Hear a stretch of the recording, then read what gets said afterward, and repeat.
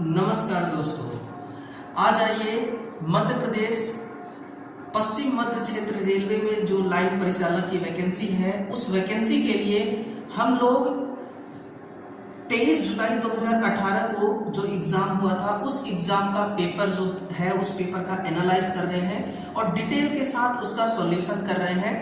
इसका एक क्लास हम पहले ले चुके हैं और उसमें काफी बच्चों ने अपना प्यार दिखाया है।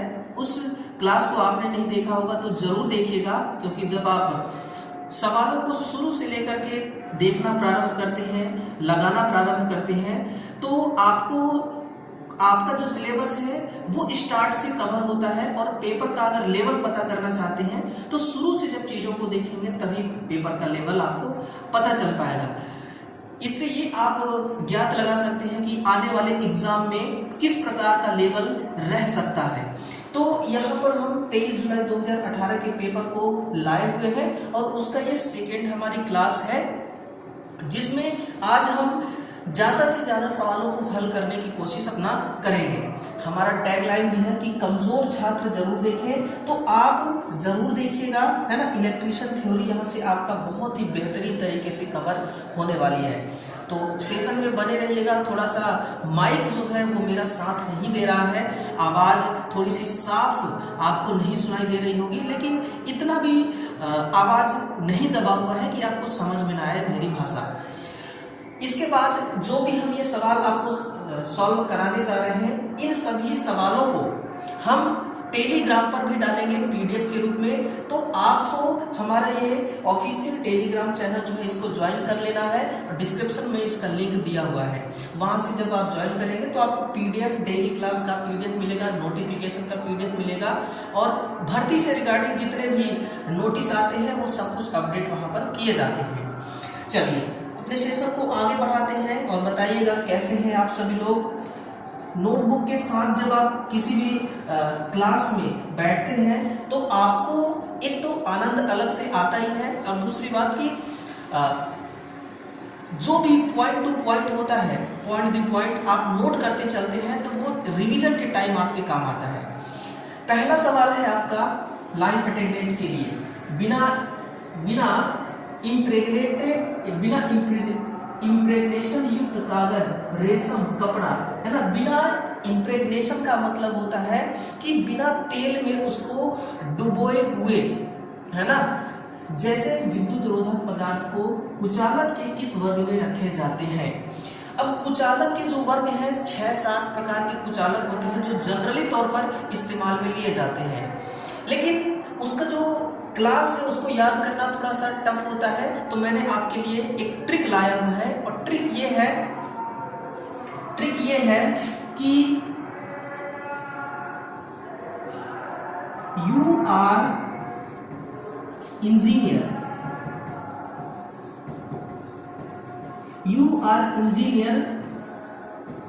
Boy from high court.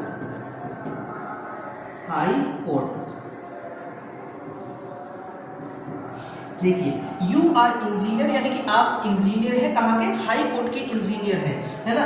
ये आपका एक ट्रिक है जिससे जो आपका पहला क्लास का इंसुलेटर आता है वो वाई कैटेगरी का है और इसका तापमान 90 डिग्री होता है। कैसे याद करना सब कुछ सिखा दूंगा मैं। और ए का होता है आपका 105 डिग्री सेंटीग्रेड, ई का होता है 120 डिग्री सेंटीग्रेड, बी का 130 और एफ का 155 डिग्री सेंटीग्रेड, एच का होता है 180 और सी का होता है 180 से 200, है ना। 200 से 220, किसी बुक में 250 डिग्री सेंटीग्रेड लिखा होता है, वो एक अलग बात है ना। ये होता है डिग्री सेंटीग्रेड, ये तापमान को रिप्रेजेंट कर रहा है। अब इसमें से वाई को आप पकड़ लीजिए, ए को, ई को, बी, एफ, एच और सी। कितने प्रकार के हो गए, 1 2 3 4 5 6 और 7 प्रकार के आपके होते हैं कुचालक पदार्थ जो आपके काम में आते हैं। अब इनमें डिफरेंस अगर आप देखें तो देखिए 90 और 105 में कितने का डिफरेंस है, 15 डिग्री सेंटीग्रेड का, है ना। और 105 से 120 में इसमें भी 15 डिग्री सेंटीग्रेड का है। 120 से 130 जो है ये 10 डिग्री सेंटीग्रेड का अंतर है, और इसमें 130 से 155 में 25 डिग्री का है ना, और इन दोनों में भी 25 डिग्री का अंतर है। और ये जो है 80, 90, 100 यानी कि इसमें है आपका 20 डिग्री सेंटीग्रेड का अंतर। तो इस प्रकार से आप याद कर सकते हैं ना, you are engineer by from high court के आप इंजीनियर हैं। तो यहाँ पर यह बोला जा रहा है कि इन पदार्थ को विद्युत रोधक पदार्थ को किस वर्ग में रखा गया है, तो इसको हम क्लास वाई के अंतर्गत रखते हैं।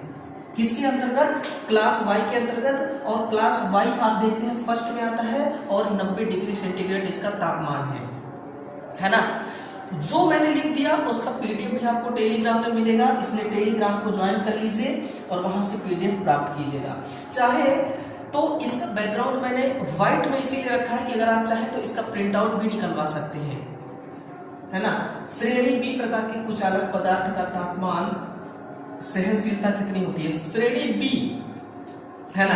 अब याद कीजिएगा हमने क्या लिखा था, you are engineer by from, है ना, बाय फ्रॉम हाई कोर्ट।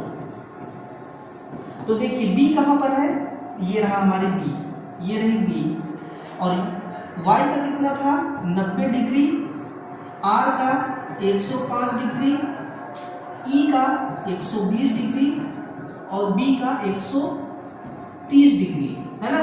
तो आंसर क्या हो जाएगा? Option number C 130। इस प्रकार से जब आपको याद रहेगा ना, तो जब आप याद कर लेंगे कि बी किस नंबर पे आता है, कितना इसका तापमान होता है, तो आपको फटाफट आप चीजों को कर पाएंगे, है ना। एफ का लिख देता हूं 155 डिग्री और एच का 180 डिग्री सेंटीग्रेड और इसका 200, है ना, 200 से 220 डिग्री सेंटीग्रेड, इतना इसका टेम्परेचर होता है। अब जो श्रेणी बी प्रकार का कुचालक पदार्थ है 130 डिग्री सेंटीग्रेड तक तापमान सह सकता है। अब वो पदार्थ कौन सा है ना, वो पदार्थ है आपका माइका, वो है माइका, जिसका प्रयोग किया जाता है कम्यूटेटर को, लिख लीजिएगा किसको, कम्यूटेटर को, कुचालक, है ना, या फिर ये लिखिए कम्यूटेटर खंड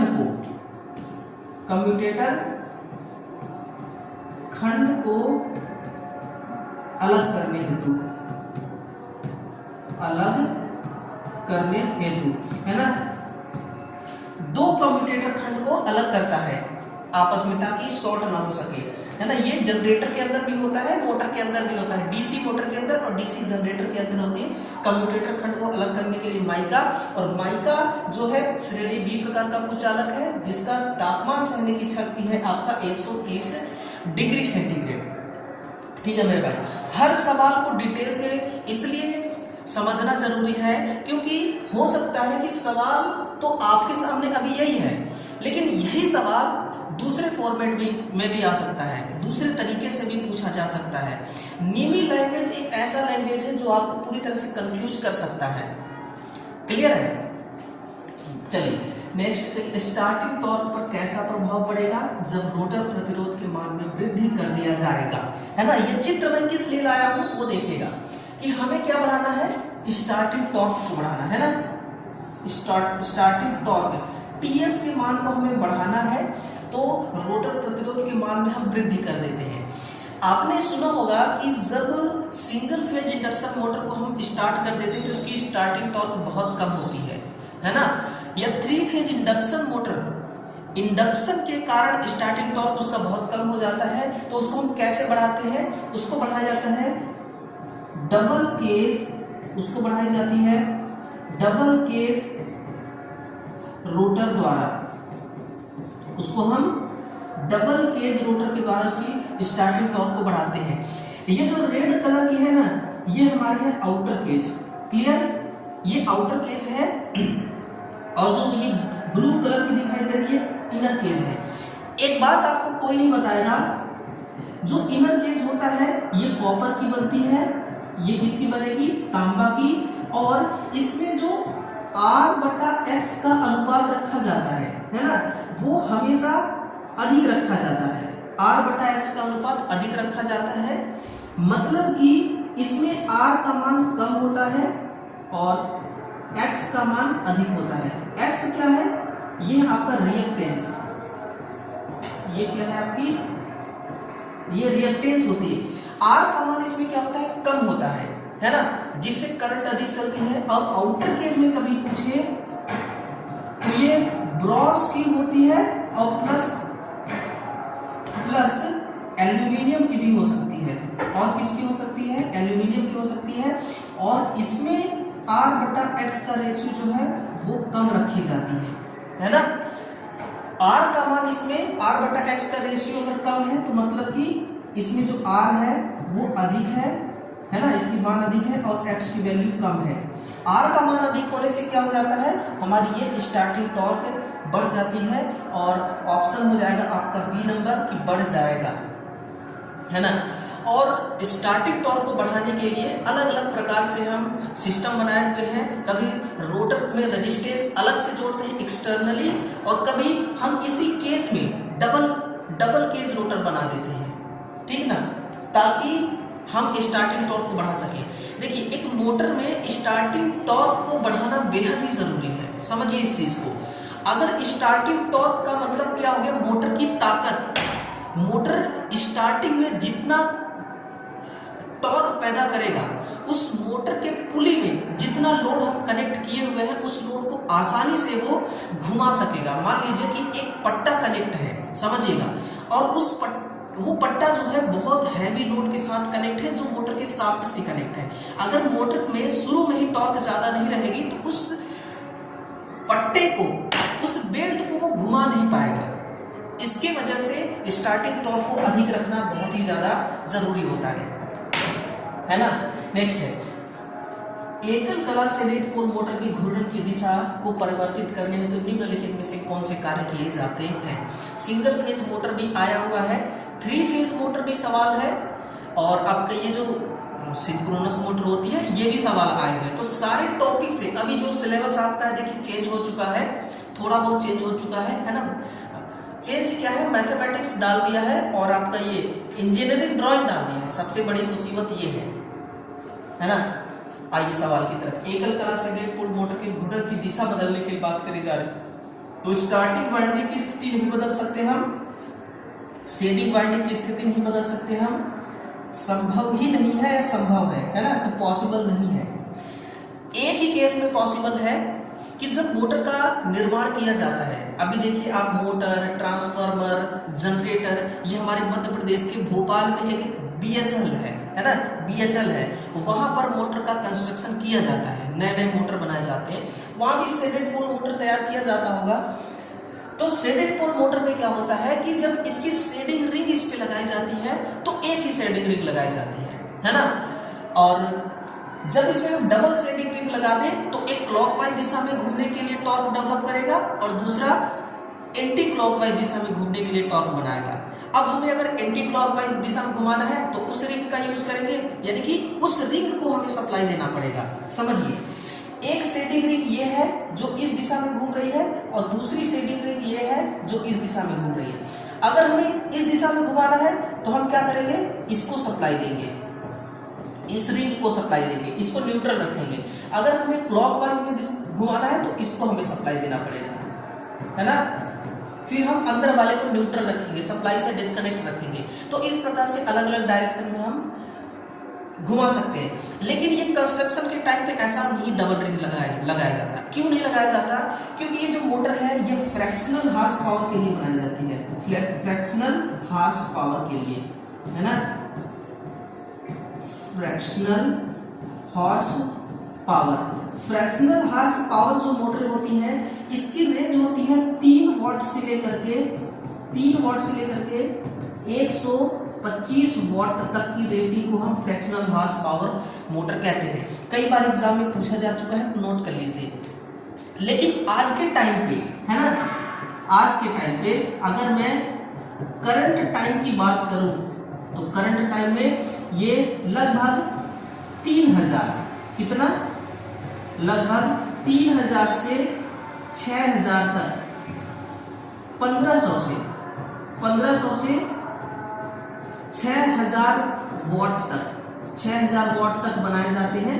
और एक वाट में एक एचपी में कितना होता है? एक एचपी में 746 वाट 746 वाट होता है एक एचपी में। तो देख लीजिए 6000 वाट कितना हो गया, है ना। तो इस हिसाब से ये होती है फ्रैक्शनल लॉस। और खिलौनों में ज्यादातर यूज किए जाते हैं। देखिए खिलौना को हम क्या है उल्टे डायरेक्शन, जैसे कि खिलौना है, मान लीजिए कार है, उस कार में सेडेड पोल मोटर लगी हुई है, तो क्या होता है कि उस कार की कैपेसिटी बहुत कम है, उसमें बहुत कम टॉर्क की आवश्यकता होगी, इसलिए बहुत कम इसमें से टॉर्क जनरेट होता है, बहुत ही कम, लोएस्ट अमाउंट का टॉर्क इसमें डेवलप कराया जाता है। सार्वत्रिक मोटर को प्रचालित करने के लिए किस आपूर्ति की आवश्यकता होती है ना। सार्वत्रिक मोटर जो होती है यूनिवर्सल मोटर को कही जाती है, और इसको ऑपरेट करने के लिए किस सप्लाई की आवश्यकता होती है? पहला है दिष्ट धारा, प्रत्यावर्ती धारा, या केवल डीसी या केवल एसी। तो ये दोनों सप्लाई से चलेगा, लेकिन सबसे अगर बेहतर प्रदर्शन आपको चाहिए, आपको बेहतर प्रदर्शन का मतलब क्या हो गया यूनिवर्सल मोटर में, कि बेहतर प्रदर्शन का मतलब हो गया कि बिना आवाज किए, बिना स्पार्किंग किए, है ना, और बढ़िया आउटपुट दे, वो बेहतर प्रदर्शन हो गया। बिना स्पार्किंग किए और बिना ज्यादा आवाज निकाले बढ़िया तरीके से आउटपुट दे, मैकेनिकल पावर दे, तो वो हमारे लिए बेहतर प्रदर्शन हो गया। तो दिष्ट धारा में ये बेहतर प्रदर्शन दे सकता है। इन केस अगर आपको इसको एसी में चलाना हो गया, तो आपको कई सारी बातों को याद रखना है, आपके एग्जाम में पूछा जाता है। इसमें से मैं आपको 4 मोस्टली एग्जाम्पल बता रहा हूं। पहला नंबर कि डीसी में ये जो आपका एडी करंट होता है ना, ये बहुत ज्यादा कम होता है, तो हमें क्या करना है, एसी में चलाना है, तो सबसे पहले हमें क्या करना होगा, एडी करंट को कम करना होगा। और एडी करंट को कम करने के लिए हमें क्या करना पड़ेगा, पोल को या फिर हमें आर्मेचर को, है ना, यू लिखेगा कि आर्मेचर को लेमिनेट करना होगा, आर्मेचर लिखेगा, या फिर आप लिख दीजिएगा कोर, है ना, या फिर लिखिए कोर को आपको लेमिनेट करना पड़ेगा, है ना, कोर शैम्फरिंग करना पड़ेगा, ताकि एडी करंट को हम कम कर सकें। समाप्त नहीं कर सकते आप, ये भी ध्यान दीजिएगा, आप हमेशा इसको कम कर सकते हैं, है ना।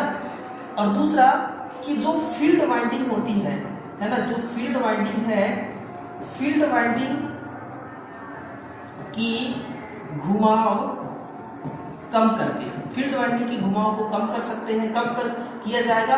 और तीसरा कि जो आर्मेचर वाइंडिंग है ना,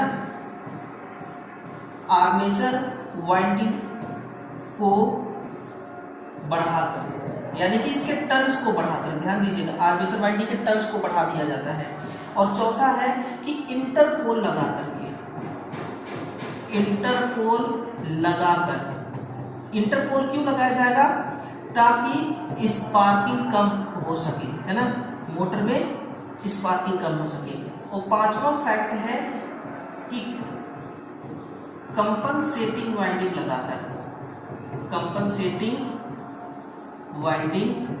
लगाकर, तो ये पांचों चीजें याद रखिएगा आप, है ना। पहला है कि आर्मेचर को लेमिनेट करेंगे ताकि एडी करंट कम हो सके, फील्ड वाइंडिंग के घुमाव को हमें कम करना है ना, फील्ड वाइंडिंग के घुमाव कम कर देंगे तो वोल्टेज का ड्रॉप कम हो जाएगा।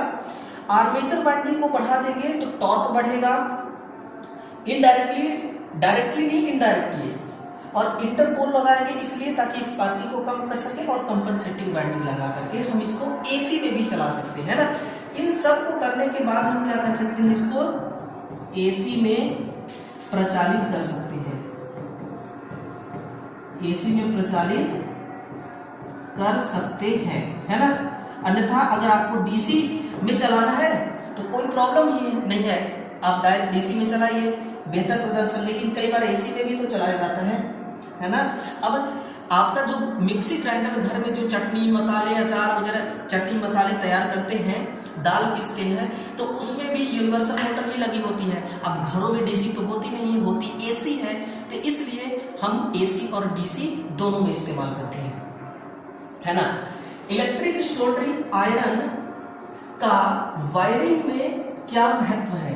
वायरिंग में क्या महत्व है ना। जब एक वायरमैन वायरिंग करने जाता है तो सोल्डरिंग आयरन भी अपने साथ में रखा रहता है ना, कनेक्शन करते समय, है ना। वायर क्लैंपिंग हेतु नहीं, वायर ट्विस्टिंग हेतु, जोड़ लगाने हेतु, वायर का साइज मापने के लिए तो SWG यूज किया जाता है, जोड़ लगाने हेतु, है ना। इसका प्रयोग SWG द्वारा वायर का साइज आप मापेंगे, ठीक है ना, स्क्वायर mm में जोड़ लगाने के लिए, ताकि ज्वाइंट हमारी मजबूत हो सके और जो करंट का बहाव है वो प्रॉपर तरीके से हो सके, 100% चालकता के साथ हो सके, है ना।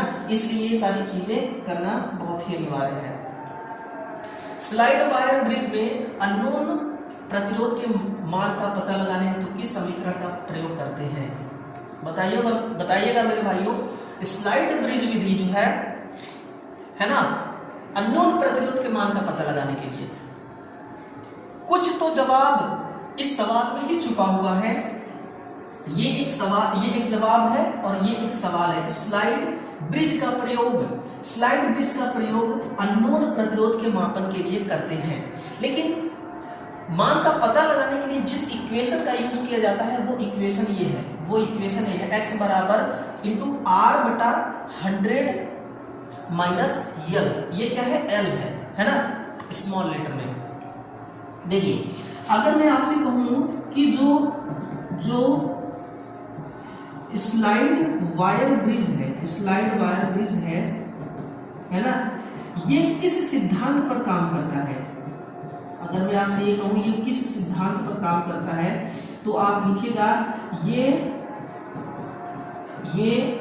व्हीटस्टोन सिद्धांत पर काम करता है। किस सिद्धांत पर काम करता है? व्हीटस्टोन सिद्धांत पर काम करता है। अब देखिए, बहुत से छात्र इस प्लेटफॉर्म पे ये समझ करके आते हैं कि किसी भी क्वेश्चन को जब हम देखेंगे ना तो उस क्वेश्चन का हमें पूरा एक तो निचोड़ मिलेगा मेरे द्वारा और कुछ अलग सीखने को मिलेगा, डिटेल में जानने को मिलेगा, जो कई बार एग्जाम में आता है ना, जिसको हम आ जाता है, लेकिन जिसको हमारा उसके साथ ना जीवन में कभी उसको हम देखे ही नहीं रहते, उसको कभी पढ़े ही नहीं रहते, क्योंकि ऊपरी हमेशा पढ़ाया जाता है। और डीप में जब आ जाता है तो कहते हैं अरे यार एग्जाम कितना टफ था। पढ़ते समय आपने गहराई से पढ़ाई नहीं तो एग्जाम तो टफ लगेगा ना मेरे भाई। तो आप वही देख लीजिए, स्लाइड वायर ब्रिज का जो प्रिंसिपल है काम करने का वो है आपका व्हीटस्टोन ब्रिज के सिद्धांत पर एक काम करता है। और इसका काम है अननोन, है ना। अननोन का मतलब हो गया अज्ञात, इसका मतलब है अज्ञात प्रतिरोध का मापन करना, अज्ञात प्रतिरोध का मापन करना इसका क्या होता है? काम होता है। देखिए, इसमें एक ज्ञात प्रतिरोध होता है, एक अज्ञात प्रतिरोध होता है। दो प्रकार के इसमें प्रतिरोध होते हैं। ज्ञात एक प्रतिरोध होता है और एक प्रतिरोध जो होता है वो अज्ञात प्रतिरोध होता है ना। इस प्रकार से ये क्या करता है? काम करता है, ठीक है। चलिए, आंसर क्या होगा? Option number A is correct answer. Next है कि निम्नलिखित में से कौन सा विकल्प चालक के गुणों को प्रदर्शित करता है? तो ये धनात्मक तापमान गुणांक है, पीटीसी है। जितना ज्यादा टेम्परेचर बढ़ेगा उतना ज्यादा रेजिस्टेंस का भी मान बढ़ेगा और जिससे धारा प्रवाह का मान कम हो जाएगा। किसी भी क्षण प्रवाहित धारा कैसे निर्धारित की जाती है? यदि आवेश प्रवाह की दर समय के साथ परिवर्तित होती रहती है। अगर मैं आपसे ये कह दूं कि जो आवेश है हमारे पास क्या है, जो चार्ज है, आवेश Q है, Q क्या है? Q क्या है कि अगर किसी एकांक समय से किसी एक मान, मतलब कि I क्या है? एक करंट है और करंट का कुछ ना कुछ अपना मान होगा, है ना। तो ये करंट प्रवाहित होता है, उसी को हम कहते हैं चार्ज, आवेश, है ना। अब यहां से आप करंट भी निकाल सकते हैं कि कितना करंट प्रवाहित हुआ पर्टिकुलर इस टाइम में, है ना। यानी कि एक सेकेंड में कितना करंट प्रवाहित हो गया कि उसको हम एक कूलाम का आवेश कहते हैं। तो उसको I बराबर आप Q बटा T से भी निकाल सकते हैं Q बटा T से। तो क्या मैं इसको I बराबर dQ बटा dt नहीं लिख सकता? लिख सकता हूं, क्योंकि ये AC नेचर का है। किस नेचर का? AC नेचर का है ना। टाइम के साथ बदल रही है, टाइम के साथ बदल रही है, या किसी पर्टिकुलर टाइम से ये चलना प्रारंभ कर रही है। तो क्या यही तो ऑप्शन में होगा? देखिए I बराबर dQ बाई dt, ये रही option number B. Option number B सही आंसर होगा इसका।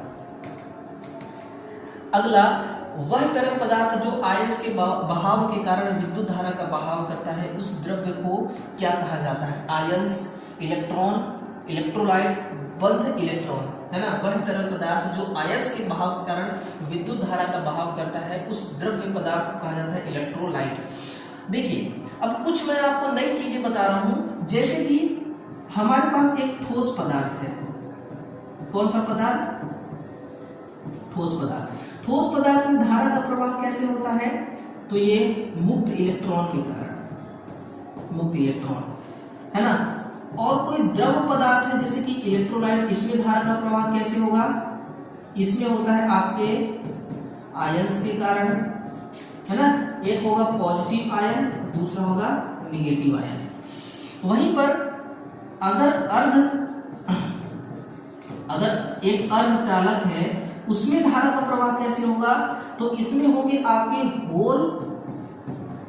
होल प्लस मुक्त इलेक्ट्रॉन, होल प्लस मुक्त इलेक्ट्रॉन, है ना। ठोस, द्रव, गैस। और गैस में कैसे होता है वो भी लिख लीजिएगा। गैस में होता है आपके आयंस होते हैं, आयंस प्लस मुक्त इलेक्ट्रॉन, है ना। तो ठोस में धारा का प्रवाह केवल मुक्त इलेक्ट्रॉन के कारण, द्रव में आयंस के कारण, अर्धचालक में होल प्लस मुक्त इलेक्ट्रॉन के कारण, गैस में आयंस प्लस मुक्त इलेक्ट्रॉन के कारण धारा का प्रवाह होते हैं। अलग अलग मैटर में, अलग अलग मटेरियल में अलग अलग प्रकार से धारा का प्रवाह होता है। फैराडे के इलेक्ट्रोलाइसिस नियमानुसार मुक्त हुए पदार्थ का द्रव्यमान किस राशि के अनुपात होता है?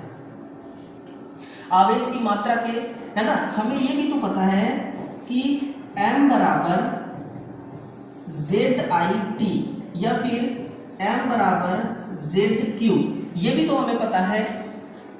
आवेश की मात्रा के समान नहीं, अनुपातिक तो अनुपातिक ही होता है। यानी कि देखिए, अगर एक जार है आपके पास, इस जार में आपने इलेक्ट्रोड डाला, एक, है ना, 2 इलेक्ट्रोड आपने डाल दिया, 2 इलेक्ट्रोड आपने क्या किया? डाल दिया, और इसमें आपने भर दिया इलेक्ट्रोलाइट। इस प्रकार से इलेक्ट्रोलाइट भर दिया, और इसमें से धारा का प्रवाह कर रहे हैं आप, है ना। इलेक्ट्रोप्लेटिंग करना है, और इसको पॉजिटिव और निगेटिव इस प्रकार से कर दिए। तो इस वाले इलेक्ट्रोड से जो पदार्थ है मुक्त होकर के इसमें जाकर के चिपक जाएंगे। ये किस किस बात पर डिपेंड करेगा कि कितना चिपकेंगे, कितना समय लगेगा, कितना करंट लगेगा, कितना टाइम लगेगा। ये किस पर डिपेंड करता है?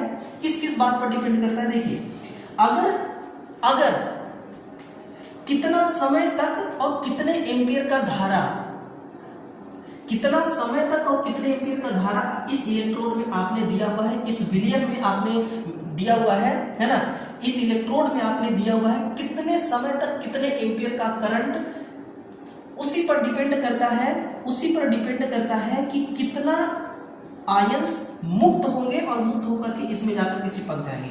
ये आवेश की मात्रा के अनुपात में होता है ना, आवेश की मात्रा के जस्ट अनुपात में होता है। किसी सेल की कैपेसिटी दर्शाता है, सेल की दक्षता तो एम्पियर हावर में होती है, ना। तो एम्पियर फॉर आई हावर, यानी कि घंटा जो है टाइम, तो हो गया ना, ये हो गया option number A. I for ampere, और टी से टाइम, हावर क्या है? टाइम है। तो इस प्रकार से ऑप्शन है। एमएमएफ की एसआई यूनिट क्या होती है? तो ये एम्पियर टर्न्स होती है, देखिए, है ना। मैग्नेटोमोटिव फोर्स इसका पूरा नाम होता है, लिख लीजिएगा। चुंबकीय प्रेरक बल इसका पूरा नाम होता है, और चुंबकीय क्षेत्र स्थापित करने के लिए ये काम आता है। विद्युत मापक उपकरणों को सदैव समांतर क्रम में जोड़ने का क्या उद्देश्य होता है? हमेशा घरों में जो वायरिंग होते हैं वो भी पैरेलल में होते हैं, और हमारे जो उपकरण होते हैं टीवी, कूलर, पंखा, फ्रिज, बल्ब, ये सब समांतर में जोड़े होते हैं ताकि सभी को एक समान वोल्टेज मिल सके। अच्छा, अगर हम सीरीज में जोड़ दें तो क्या दिक्कत होगा, ये देखिएगा, है ना। अगर हम सीरीज में जोड़ दें तो क्या दिक्कत होगा, थोड़ा सा समझिएगा। देखिए, ये देखिए, ये हमारी है फेज और ये हमारी न्यूट्रल। मान लीजिए कि ये हमारी 5 वाट की लैंप और ये हमारी 100 वाट की, ये 10 वाट की, ये 25 वाट की, ये 200 वाट की लैंप है ना, और सीरीज में जुड़ा हुआ है। तो ये कम वाट का लैंप है, कम वाट का लैंप है, कम वोल्टेज लेगा, ठीक ना। ये ज्यादा वोल्टेज लेगा। मान लीजिए कि यहां से हमने कितना वोल्टेज भेजा, 200 वोल्टेज, यहां से हमने 200 वोल्टेज फेज के जरिए भेजा, तो ये 5 है, तो मान लीजिए 5 वोल्ट ये खपत कर लिया, ठीक है ना, और 100 वोल्ट ये खपत कर लिया, तो कितना हो गया, कितना हो गया, ये 10 है तो मान लीजिए कि ये 10 वोल्ट लेगा, है ना, और ये 25 वोल्ट और ये 200 वोल्ट, ये कितना, 200 वोल्ट।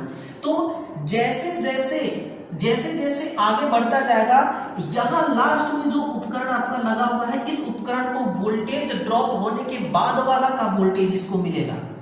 इसको चाहिए 200 वोल्ट, है ना, इसको चाहिए 200 वोल्ट, लेकिन यहां तक वोल्टेज नहीं आ पाएगा, यहां तक वोल्टेज 200 नहीं आ पाएगा, कम वोल्टेज आएगा, जिससे ये लैंप कम प्रकाश होगा।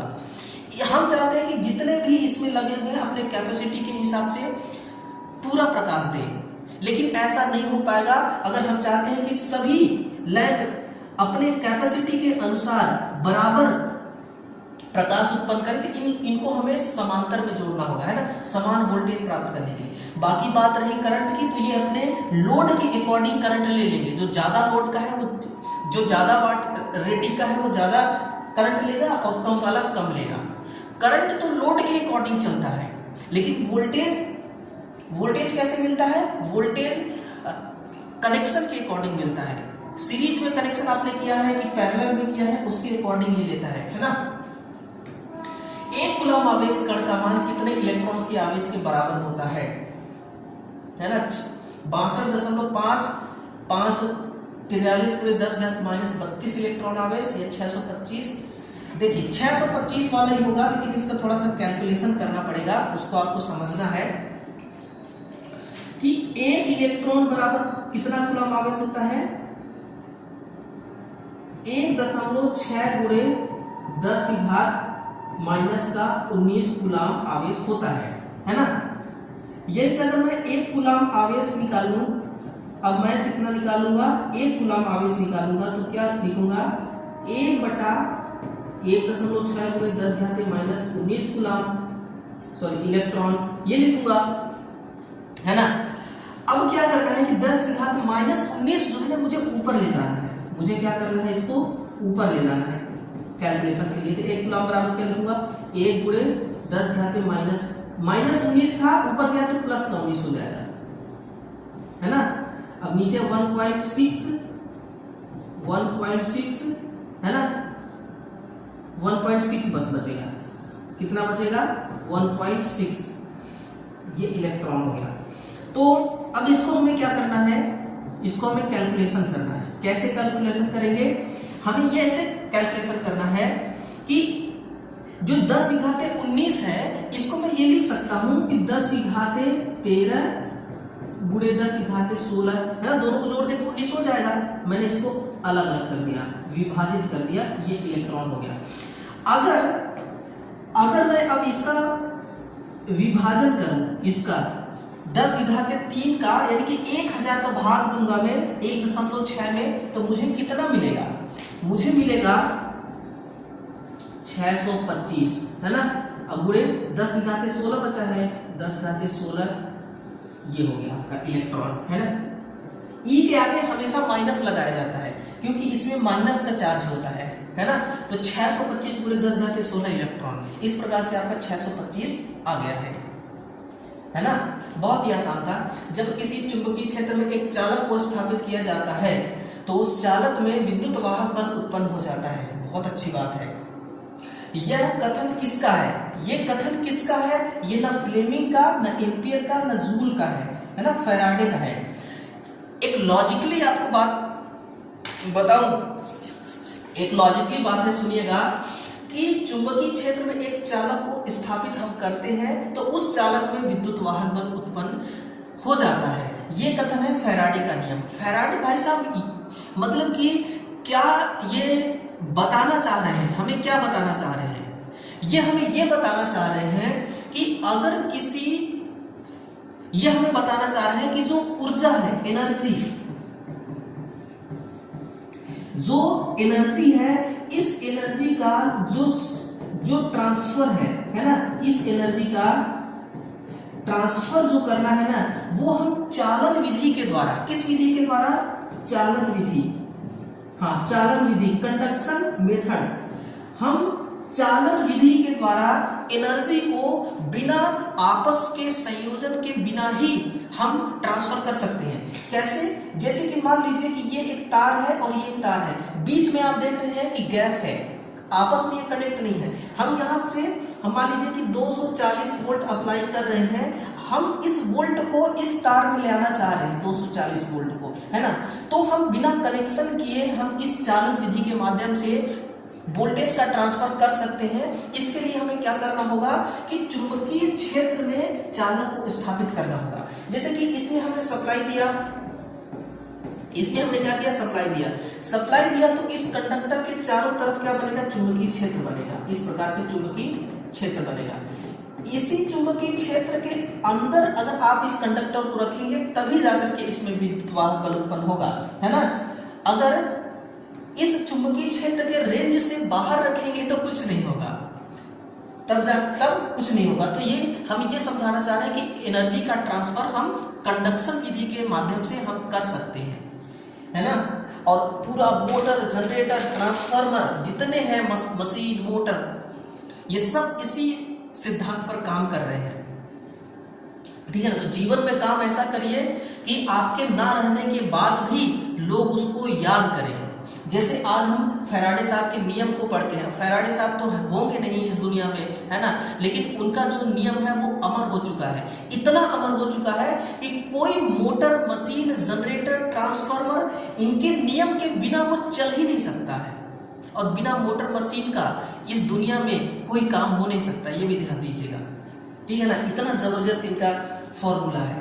उपकेंद्र का अर्थ प्रतिरोध किस मान पर निर्भर नहीं करती? रिसाव धारा इस पर नहीं करती, डिजाइन पे करती है, मिट्टी पे करती है, इस पर करती है, मिट्टी के रेजिस्टिविटी पे करती है ना, इस पे नहीं करती। सेकेंडरी वोल्टा का मान ज्ञात कीजिए। और जबकि परिणामित का जो प्राइमरी वाइंडिंग है टन्स है, घुमाव का 800 है और द्वितीयक में 200 टन्स है।